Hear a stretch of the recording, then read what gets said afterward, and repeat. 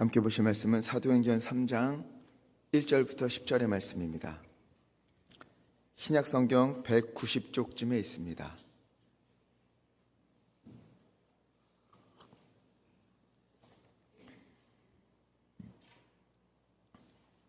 사도행전 3장 1절에서 10절 말씀 함께 읽겠습니다. 제9시 기도 시간에 베드로와 요한이 성전에 올라갈새 나면서 못 걷게 된 이를 사람들이 메고 오니 이는 성전에 들어가는 사람들에게 구걸하기 위하여 날마다 미문이라는 성전 문에 두는 자라. 그가 베드로와 요한이 성전에 들어가려 함을 보고 구걸하거늘 베드로가 요한과 더불어 주목하여 이르되 우리를 보라 하니 그가 그들에게서 무엇을 얻을까 하여 바라보거늘 베드로가 이르되 은과 금은 내게 없거니와 내게 있는 이것을 내게 주노니 나사렛 예수 그리스도의 이름으로 일어나 걸으라 하고 오른손을 잡아 일으키니 발과 발목이 곧 힘을 얻고 뛰어 서서 걸으며 그들과 함께 성전으로 들어가면서 걷기도 하고 뛰기도 하며 하나님을 찬송하니 모든 백성이 그 걷는 것과 하나님을 찬송함을 보고 그가 본래 성전 미문에 앉아 구걸하던 사람인 줄 알고 그에게 일어난 일로 인하여 신이 놀랍게 여기며 놀라니라. 아멘. 돈키호테라는 소설이 있습니다. 읽어보진 않았더라도 아마 제목은 들어봤을 거예요. 돈키호테. 에스파냐 시골의 몰락한 이 귀족인 돈키호테가 모험을 찾아서 세상을 떠도는 이야기가 담겨 있는데 익살스러우면서도 풍자스러운 아주 재미있는 소설입니다. 이 소설에서 돈키호테가 심혈을 기울여 행한 일이 있어요. 가장 먼저 한 일, 그것이 뭔가 하면 이름을 짓는 거였습니다. 마구간에서 비쩍 마르고 늙은 말 한 피를 끌어낸 후 장작 나흘 동안 그 말의 이름을 고민하다가 로시난테라는 이름을 붙여줍니다. 그리고 장작 8일 동안 또 고민한 후에 자기 이름을 돈키호테 데 라만차라고 바꾸어 불러요. 그리고 기사라면 사모하는 여인이 한 명쯤은 있어야지 하고는 마음속의 여인의 이름을 여러 날을 고민하여서 둘시네아 델 톨보소 이렇게 이름을 붙여줍니다. 돈키호테는요 무엇보다 먼저 이름 짓는 일에 가장 심혈을 기울였어요. 왜 돈키호테가 이름 짓기에 이름에 집착을 했을까요? 이름, 또 이름에 대한 이해가요, 인간이 세상을 어떻게 이해하고 있는가, 내가 나의 삶을 어떻게 바라보고 있는가, 이것을 알게 해주는 거울과도 같기 때문에 그렇습니다. 무슨 말인가 하면 우리가 교회라는 이름을 들었을 때 우리가 기본적인 교회에 대한 의미는 알고 있지만 각자가 그 이름을 듣고 느끼게 되는 감정과 또 자기에게 다가오는 의미는 다를 수밖에 없습니다. 어떤 분은요 교회라는 이름을 들으면 옛 추억을 떠올리기도 해요. 뜨거웠던 수련회, 즐거웠던 성경학교, 그때 그랬지, 이것이 먼저 떠오르는 분들이 있는가 하면 또 어떤 분은 교회라는 이름을 들으면 예배, 뜨거운 찬양, 기도, 이것이 떠오르기도 합니다. 신앙생활에 오랜 방학을 보낸 분들은 교회라고 하면은 가슴이 답답해지고 부담이 되고 못 들은 척 고개를 돌리게 되는 그런 이름이 바로 교회이기도 하지요. 이것이 교회라는 이름이 나에게 주는 의미인 것입니다. 그 이름을 떠올렸을 때 나에게 떠오르는 이미지, 이처럼 이름이라는 것을 듣고서 내가 어떻게 반응하는가, 받아들이고 있는가 하는 것이 오늘 내가 나의 현재를 어떻게 살아가고 있는가, 이것을 이해할 수 있는 도구가 되는 거예요. 얼마 전에 제가 교단 총회에 참석을 했습니다. 굉장히 지루한 회의였어요. 밤 12시까지 회의합니다. 너무너무 힘들었어요. 그런데 저쪽을 보니까 사모님들이 모여서 웃음꽃이 피어 있는 거예요. 무슨 이야기길래 저렇게 즐거워하나 찾아가 봤어요. 가서 이야기를 들어보니까 세상에서 가장 행복한 모습으로 이야기를 나누는 주제가 뭐였는지 아십니까? 임영웅이었어요. 임영웅. 세상에, 그냥 가만히 있다가도 임영웅 하면 웃으시는 거예요. 저는요, 그 이름을 들어도 감흥이 없습니다. 그냥 노래 잘하고 인기 있는 가수 이 정도예요. 그분들의 세상에는 임영웅이 주는 그 행복이라는 것이 굉장히 큰 의미가 다가오지만 저에게는 그 이름이요, 그런 의미로 다가오지 않습니다. 그냥 트로트 가수예요. 대신 저는 여전히 소녀시대가 좋습니다. 그러나 사모님들은 그런 얘기도 들은 척도 안 하세요. 이처럼 한 사람의 이름이 누군가에게는 커다란 의미가 될 수 있지만 또 다른 이에게는요, 무의미, 아무런 의미 없는 걸로 다가올 수도 있는 거예요. 이처럼 이름에 대한 이해가 나를, 그리고 내가 중요시하는 것이 무엇인가 하는 것을 알게 해주는 표지가 될 수 있는 겁니다. 그럼 여러분, 예수라는 이름이 여러분에게 어떤 의미가 있습니까? 예수 하면 무엇이 가장 먼저 떠오릅니까? 예수님, 이 예수님이 여러분에게 어떤 존재입니까? 자, 예수님을 가장 가까이서 대하고 그분과 함께 했던 제자들은 어떠했을까요? 예수하면 뭐를 떠올리고 예수하면 무엇을 했을까요? 오늘 말씀해 보니까 이 제자들은요, 예수라고 하면 나사렛, 이것을 떠올렸어요. 나사렛이라고 하는 작은 마을, 또 예수, 이 이름으로 한 사람을 향하여 이 이름으로 일어나 걸으라, 이렇게 믿음으로 외치는 기적을 일으키기도 했습니다. 도대체 예수라는 이름이 제자들에게 어떤 의미가 있기에 그들이 그 이름 때문에 기적을 일으키기도 하고, 또 그들이 그 이름 때문에 고난을 당하기도 하고, 또 그 이름 때문에 그들이 목숨을 아끼지 않으며 순교의 길을 걸을 수 있었을까? 도대체 그들에게 예수님은 어떤 분인가? 그들에게 예수라는 이름은 어떤 의미가 있는가?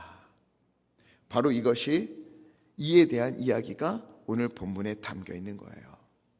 오늘 말씀에 보니까 한 사람이 등장을 해요. 이 사람은 나면서부터 한 번도 걸어본 적이 없는 사람입니다. 40여 년이라는 시간 동안 단 한 차례도 스스로 걸어본 적이 없고 단 한 번도 홀로 일어서 본 적이 없는 사람이에요.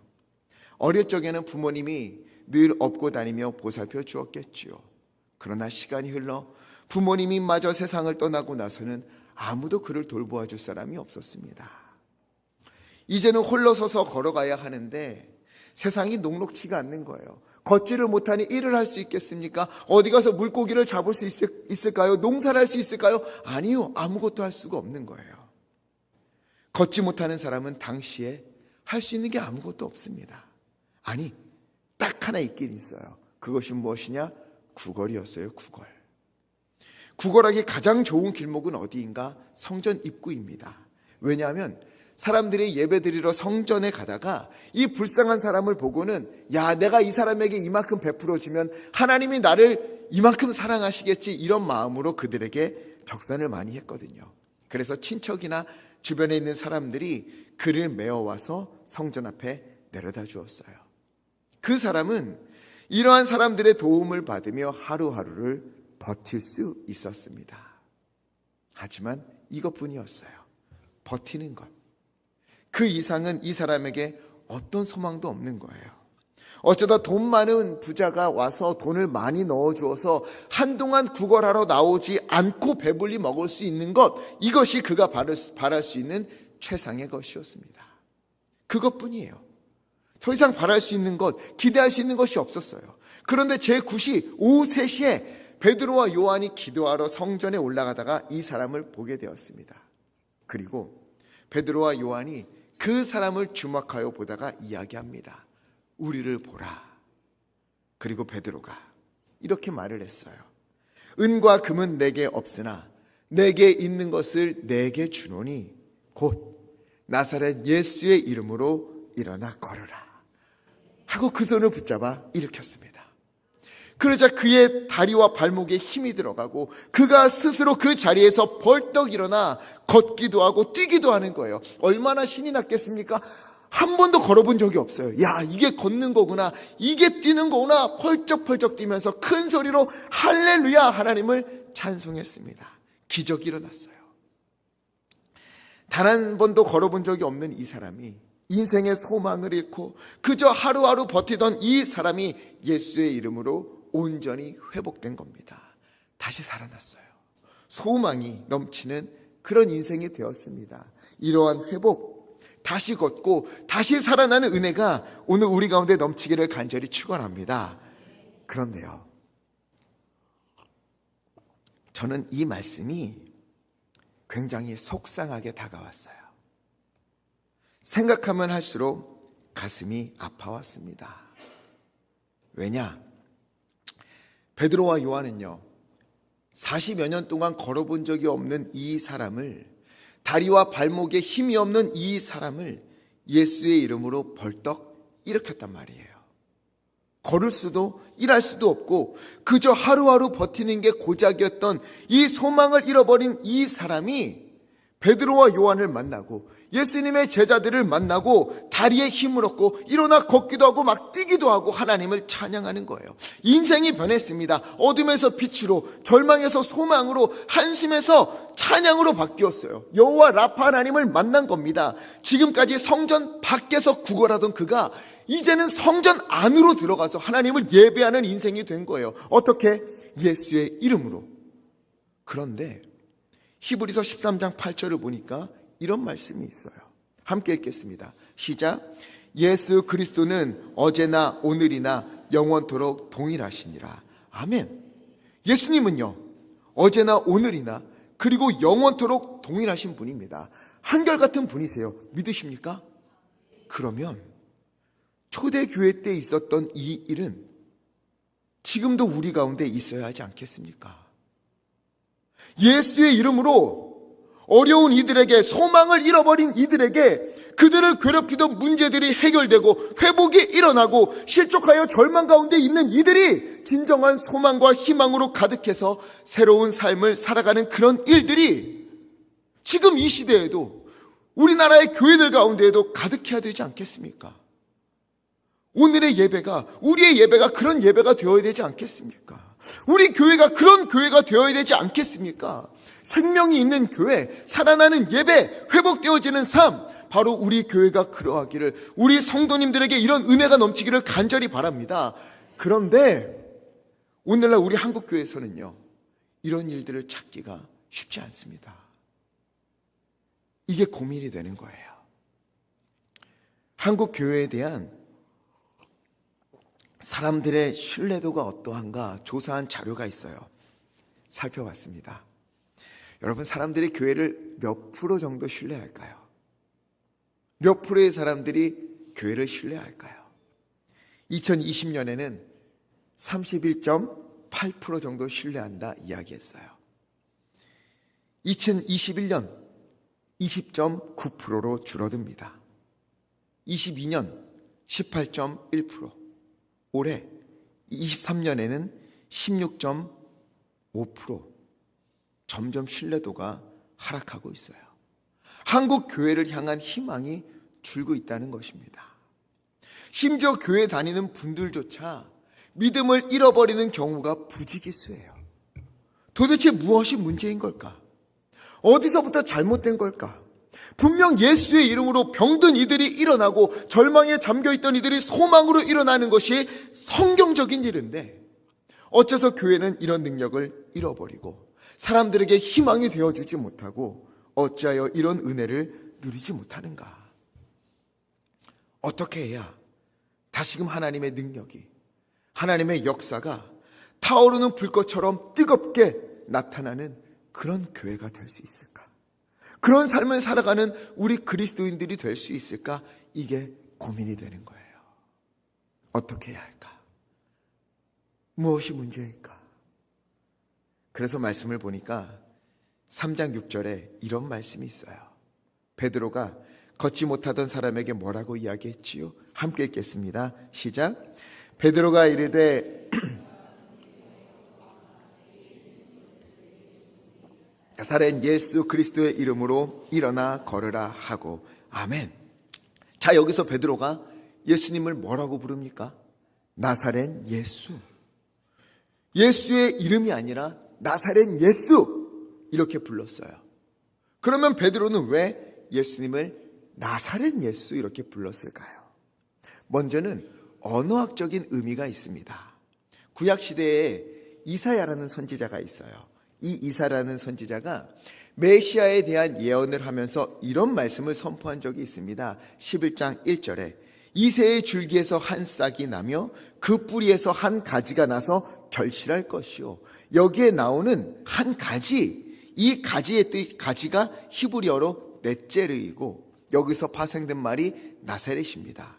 그래서 나사렛 예수라고 부르는 것은 구약에서 그것도 이사야 선지자가 예언한 그 가지, 그 메시아가 바로 예수님이다. 이런 뜻을 담고 있는 거예요. 그런데 조금 더 큰 의미는 지리적인 것에 있습니다. 이 나사렛이라는 동네는요, 예수님이 어린 시절을 보낸 고향이지요. 물론 예수님이 태어난 곳은 나사렛이 아닙니다. 베들레헴이에요. 나사렛은 누가 살던 곳입니까? 어머니 마리아가 살던 곳입니다. 마리아가 살던 곳이고 가브리엘 천사가 찾아와서 너가 아들을 낳을 것이다 이야기해 준 곳이 바로 나사렛이에요. 또 예수님이 자라신 곳도 이 나사렛입니다. 나사렛은 매우 보잘것없는 촌동네였어요. 작은 마을이었고 지저분한 소도시입니다. 나사렛, 이것을 이야기하면 사람들이 떠올린 이미지는요, 버려진 도시, 버려진 사람들이에요. 오죽하면 요한복음 1장에 보니까 45절에 예수님을 만난 빌립이 나다니엘에게 가서 이렇게 말합니다. 모세와 선지자들이 예언한 그 사람, 그 메시아를 내가 만났다. 우리 함께 가서 그분을 만나자. 그래? 어디 출신인데? 갈릴리 출신이래. 나사렛 출신이래. 그랬더니 뭐라고 합니까? 1장 46절에 함께 읽어보겠습니다. 시작. 나다니엘이 이르되 나사렛에서 무슨 선한 것이 날 수 있느냐? 빌립이 이르되 와서 보라 하니라. 아멘. 여보게 정신 좀 차리게. 나사렛에서 무슨 선한 것이 날 수 있겠는가? 촌동네 중에 촌동네, 가진 것도 없고 내세울 것도 없으며 가난하고 병든 누구도 주목하지 않는 그곳 출신이라면 혀를 찢찢 차는 그런 동네, 그곳이 바로 나사렛이에요. 심지어 유대인들은 나사렛을 이방인의 땅이라 여겼어요. 나사렛 사람들을 경멸했습니다. 그런데 제자들이 뭐라고 했다고요? 굳이 나사렛 예수 이렇게 부르는 거예요. 보잘것없는 천한 동네 출신 예수. 왜 이렇게 불렀을까요? 여기에는 이런 고백이 담겨 있는 겁니다. 이보시오, 우리는 당신들이 멸시하는 동네 그곳 출신인 예수를 따르는 제자들입니다. 선한 것도 없고 가진 것도 없고 배운 것도 없는 그 나사렛이라는 동네 사람 예수님처럼 그분을 따르는 우리 역시 많이 배우지도 않았고 신분도 별 볼 일 없고 능력도 없는 보잘것없는 사람들입니다. 하지만 우리에게는 한 가지가 있습니다. 예수. 우리에게는 이 이름이 전부입니다. 예수, 이 이름 없이는 우리는 아무것도 아닙니다. 예수의 이름 외에는 그 어느 것도 우리에게 의미가 없습니다. 우리는 그저 예수의 이름을 붙들고 기도하는 그런 사람들일 뿐입니다.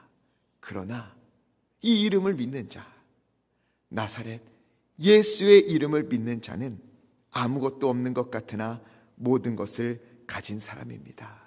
그래서 오늘 나는 당신에게 가장 큰 선물을 드리겠습니다. 음과 금 정도가 아닙니다. 나사렛 예수, 이 이름을 당신에게 전해줄 테니 믿음으로 일어나 걸으십시오. 이것이 바로 나사렛 예수라고 부른 이유인 것입니다. 제자들에게는요, 예수의 이름 이것밖에 없었어요. 그런데 여러분, 진짜 제자들에게 아무것도 없었습니까? 아니에요. 그들에게는 배도 있었고요, 물고기 잡을 능력도 있었어요. 예수님을 따라다니며 보고 배웠던 것도 있었고요, 귀신도 내쫓고 병든 자들도 고쳤던 경력도 있어요. 그럼 그들이 뭐라고 이야기합니까? 아무것도 아닙니다. 그건 아무것도 아닙니다. 내게 있는 것 딱 하나, 내가 아는 것 딱 하나, 내가 줄 수 있는 것 딱 하나, 나사렛 예수 그리스도. 내가 의지할 것, 내가 믿는 것, 내 삶의 전부가 되는 것은 바로 예수의 이름입니다. 예수의 이름이 없으면 아무것도 없는 자요, 예수의 이름이 있으면 모든 것을 가진 사람입니다. 이것이 베드로와 요한의 고백이었습니다. 바로 여기에 차이가 있는 거예요. 오늘날의 교회는, 또 현재를 살아가는 그리스도인들은 가진 것도 의지할 것도 너무 많은 것 같습니다. 13세기 중세 교회에 토마스 아퀴나스라는 분이 있어요. 어느 날 이 토마스 아퀴나스가 로마에 방문해서 교황을 만났습니다. 둘이 담소를 나누고 있는데 저쪽에서 마차 하나가 들어오고 있었어요. 그걸 보고 이 이노센트 교황이 이야기합니다. 이보게 토마스, 얼마나 대단한 일이요. 이제 교회는 베드로가 말했던 것처럼 은과 금은 없습니다 이렇게 말하는 시대는 지나갔소. 우리는 은과 금도 있고 이걸로 더 많은 것들을 할 수 있어. 그때 토마스 아퀴나스가 이렇게 대답을 했습니다. 그렇습니다. 대단하군요. 그러나 그 대신 나사렛 예수의 이름으로 일어나 걸어라 이렇게 말할 수는 없게 되어버렸군요. 중세교회가 많은 것을 갖게 되면서 예수의 이름을 잃어버리고 만 거예요. 나사렛 예수를 재벌가의 예수로 둔갑시켜버렸습니다. 나사렛 예수를 따르는 사람들이 재벌가와 함께하는 그리스도인으로 바뀌어버린 거예요. 예수의 이름이 아니라 은과 금이 그들의 힘이 되어버리고 말았습니다. 그렇게 예수의 이름을 잃어버렸어요. 그런데 오늘날 우리나라의 교회도 여기서 자유롭지 못한 것 같습니다. 교회들이요, 또 교인들이 의지할 것이 너무 많아요. 제가 전도사 때부터 들여왔던 이야기가 뭔지 아십니까?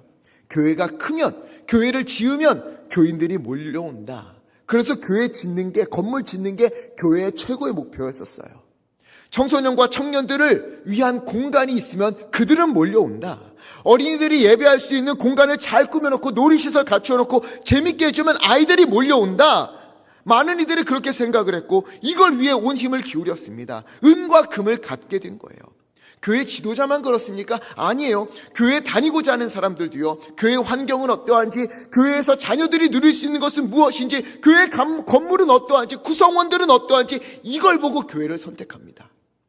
예수보다 은과 금이 더 중요한 시대가 되어버린 거예요. 얼마 전에 제 친구가 사역하는 교회에서도요, 청소년 수련회를 진행하는데 강사를 모신대요. 강사진을 보니까 의사, 성공한 사업가, 변호사 이런 분들이 강사였어요. 물론 좋은 이야기 들려줄 수 있겠지요. 좋은 분들일 겁니다.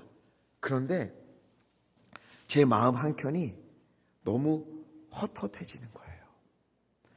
아니, 왜 세상에서 성공했다고 하는 그런 사람들의 이야기가 교회 수련회를 버젓이 차지하고 있는가? 좋은 직업을 가진 사람, 많은 것을 가진 사람들의 이야기가 어찌하여 간증이라고 그렇게 채우고 있는가? 물론 여기에도 은혜로운 이야기가 담겨 있을 줄 믿어요. 그러나 여러분, 저는요, 그런 것이 아니라 우리 성도님들 중에서도요, 각자의 환경에서 어떻게든 신앙으로 살아보려고, 손해를 보더라도 믿음으로 살아보려고 하는 분들 있잖아요. 때로는 실패를 하더라도, 넘어지고 완전히 무너져도 그래도 하나님은 나를 인도하신다, 이 역시 선하게 바꾸어 주실 것이다 믿고 다시 기도의 자리로 가시는 분들, 이해할 수 없는 어려움이 다가온다 하여도 물론 힘들지요.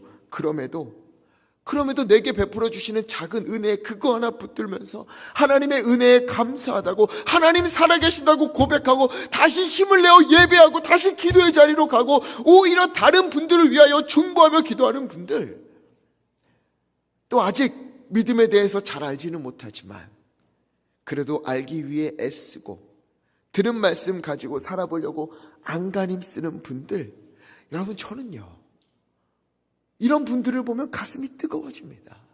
여러분, 이것이 교회의 자랑이어야 하지 않습니까? 왜 교회의 자랑이 세상의 자랑이 되어버렸습니까?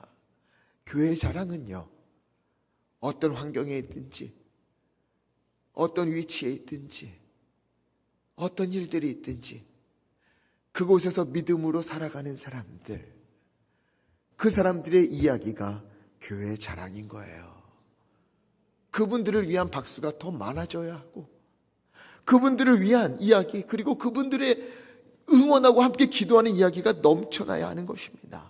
실패하더라도 주님 안에서 다시 소망을 품고, 넘어지더라도 다시 예수님을 의지하여 일어나는 사람, 어떠한 상황에서도 예수의 이름을 붙드는 사람, 이런 신앙의 이야기 속에서 위로하고 위로받고 또 함께 겸손히 주님께 기도하는 것, 여러분 여기에 진짜 생명이 있고 소망이 있는 것 아니겠습니까? 금과 은이 아니에요. 물론 있으면 편하겠죠. 많은 것을 누릴 수는 있겠죠. 그러나 여기에는 소망이 없습니다. 오직 예수, 나사렛 예수의 이름에 소망이 있고 생명이 있습니다. 오늘 말씀처럼 나면서부터 걷지 못했던 사람, 소망을 잃어버리고 죽은 것 같은 인생을 다시 살게 하는 것, 이것은 바로 나사렛 예수의 이름인 것입니다. 생명이 넘치는 인생으로 바뀔 수 있는 것, 그것은 바로 나사렛 예수의 이름으로 이루어질 수 있는 것입니다. 이 이름으로, 나사렛 예수의 이름으로 걷지 못하던 사람이 여러분 걷기도 하고요, 뛰기도 하고 찬송을 부르게 되는 거예요. 그런데요, 참 재미있는 일이 일어납니다. 그가 예수님의 이름으로 회복되었잖아요. 그때 사람들이 막 몰려와요. 몰려와서 와, 이게 어떻게 된 일인가? 이렇게 하면서 베드로와 그 사람을 계속 번갈아가며 쳐다봐요. 그때 베드로가 뭐라고 이야기합니까?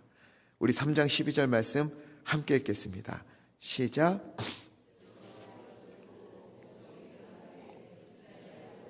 이 일을 왜 놀랍게 여기느냐?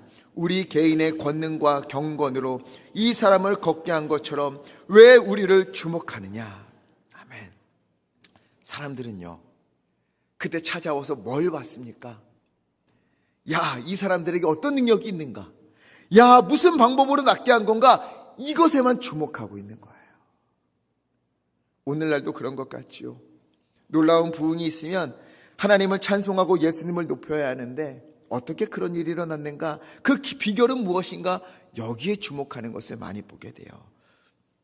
1년에 몇천 명 모였다 그러면 그 비결이 무엇인가? 노하우는 어떤가? 책 쓰고 또 배우고, 또 누가 기도응답 받았다고 하면 어떻게 기도했는가? 뭐라고 기도했는가? 기도의 비결은 무엇인가? 여기에 주목하고. 그런 이들을 향해 베드로는 뭐라고 말합니까? 어찌하여 이 일을 이상하게 생각하십니까? 어찌하여 우리를 바라봅니까? 왜 우리를 주목합니까? 우리의 경건이나 우리의 능력으로 무슨 방법으로 이 사람을 걷게 한 것처럼 왜 우리를 주목합니까? 3장 16절 말씀 함께 읽겠습니다. 시작. 그 이름을 믿음으로 그 이름이 너희가 보고 아는 이 사람을 성하게 하였나니 예수로 말미암아 난 믿음이 너희 모든 사람 앞에서 이같이 완전히 낫게 하였느니라. 아멘. 은과 금이 아닙니다. 우리의 능력이나 경건이 아닙니다. 예수의 이름, 바로 예수의 이름이 여러분이 지금 보고 있는, 그리고 또 잘 알고 있는 이 사람을 낫게 한 것입니다. 그가 이 이름을 믿었기 때문에, 그 믿음을 힘입어 그가 성하게 되었으니 우리가 예수를 바라봐야지 왜 우리를 봅니까? 그리고 예수의 이름과 그 이름을 믿는 믿음, 이것이 있으면 당연한 일을 왜 이상하게 여기십니까? 예수의 이름이면 당연한 일입니다. 예수님이 하시면 당연한 일입니다. 이게 베드로의 고백이었습니다. 여러분, 우리에게 이 믿음이 있습니까? 나사렛 예수의 이름이면, 그분이 함께 하시면 이런 일은 당연하다 하는 믿음이 우리에게 있습니까? 하나님의 능력이 우리 가운데 나타나지 않으면 하나님의 능력이 부족하거나 하나님의 손이 짧아서 그런 것이 아닙니다. 우리가 은과 금을 예수의 이름보다 귀하게 생각하기 때문에, 어떤 능력이나 노하우를 더 주목하기 때문에 예수의 능력이 나타나지 않는 것입니다. 요한복음 14장 14절 말씀 우리 믿음으로 함께 고백하겠습니다. 시작. 내 이름으로 무엇이든지 내게 구하면 내가 행하리라. 아멘. 예수님은 분명히 말씀하셨어요. 내 이름으로 무엇이든지 내게 구하면 내가 행하리라. 예수의 이름으로. 예수의 이름의 뜻이 무엇입니까? 하나님께서 구원하신다, 이런 뜻이에요. 하나님께서 구원하신다.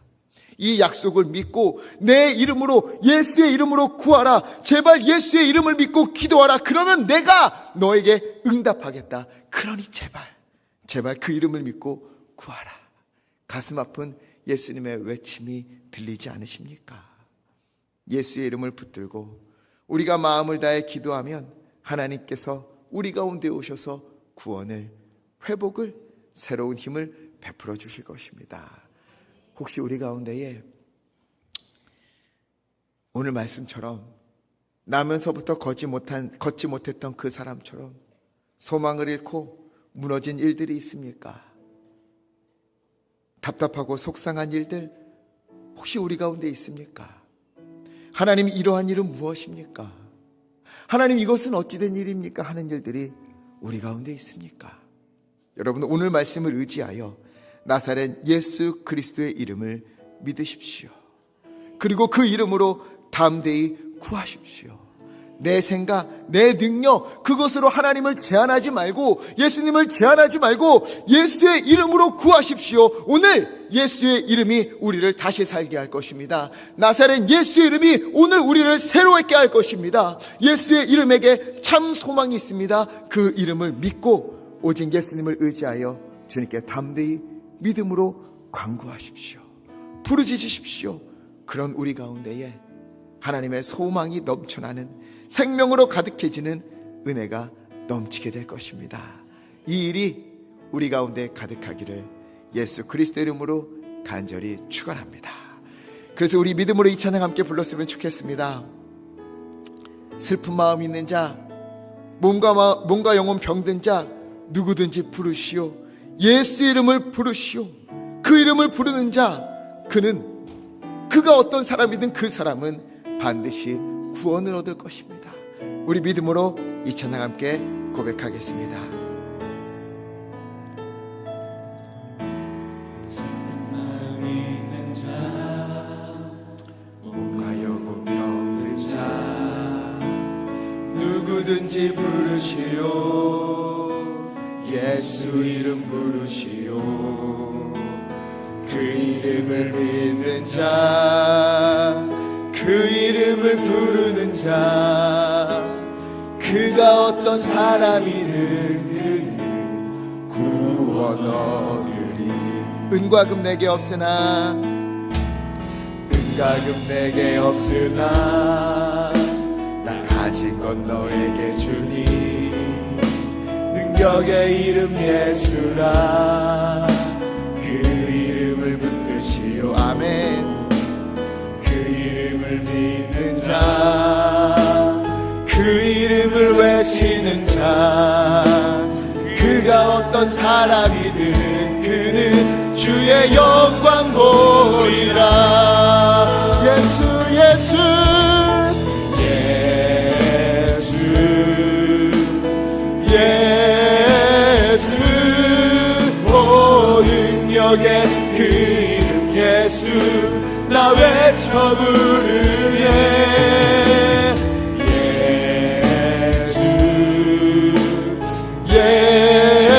예수 오 구원의 그 이름 예수 나 외쳐 부르네. 예수 그리스도 예수 예수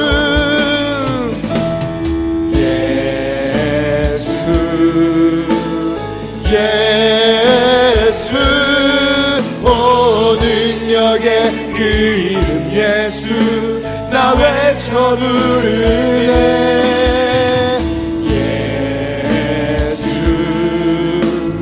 예수 오 구원의 그 이름 예수 나 외쳐 부르네. 예수 그리스도 우리에게 주신 영광의 이름, 우리에게 주신 영광의 이름 나 어찌 잠잠하리. 세상에 크게 외쳐 부르리 나의 주 예수 그리스도.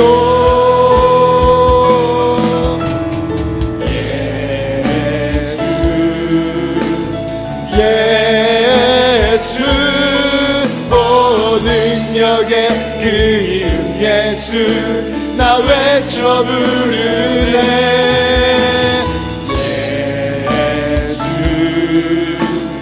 예수 오 구원의 그 이름 예수 나 외쳐 부르네. 예수 그리스도. 우리 시간 함께 기도하기 원합니다. 우리 들은 말씀을 기억하면서 은과 금은 내게 없거니와 나사렛 예수의 이름, 이 이름을 내가 가지고 있어야 하는데, 이 이름을 믿어야 하는데, 이 이름으로 간구해야 되는데 다른 것을 움켜쥐느라 나사렛 예수의 이름을 놓쳐버리고 만 것은 아닙니까? 주여 우리를 불쌍히 여겨 주옵소서. 우리 교회도 나 자신에게도 가정에게도 자녀에게도 주님의 능력, 회복과 생명의 역사가 나타날 수 있도록 나사렛 예수의 이름을 붙들고 간절히 구하옵나니 주여 임재하여 주시고 회복시켜 주시옵소서. 우리 주여 힘차게 외치시고 하시마에 함께 기도하겠습니다. 주여 하나님 우리 가운데 임재하여 주시니 참으로 감사합니다. 하나님이여 우리가 은과 금을 움켜쥐느라 나사렛 예수의 이름을 놓쳐버리고 만 것을 아닙니까? 아버지 하나님이여 우리를 불쌍히 여겨 주시옵소서. 이제 다시금 하나님이여 나사렛 예수의 이름으로 주님 앞에 나아가며 이 이름을 믿고 간구하는 아버지 우리 성도님과 주 하나님 임재하여 주시고 그 가운데 주 하나님 역사하여 주시옵소서. 아버지 역사하여 주시옵소서. 하나님의 소망을 잃어버린 자들이 다시 소망으로 서게 하시옵시고 아버지 하나님이여 아버지 하나님의 주저앉은 자가 아버지의 새 이름을 일어나게 하여 주시옵시고 예수의 능력으로 아버지의 오늘이 일어나는 것을 하나님 아버지 임재하시고 주 하나님을 잡아주시옵소서. 오 하나님 돌보아 주시옵소서. 하나님 우리 가운데 생명이 넘치게 하시고 소망이 넘치게 하시고 아버지 하나님을 다시로 서게 하여 주시옵소서. 오 주여 오 주여 나사렛 예수 이름으로 구하옵나니 아버지 우리 가운데 역사하여 주소서. 아버지 우리 가운데 역사하여 주시옵소서. 주님 예수 오 능력의 그 이름 예수 나 외쳐 부르네.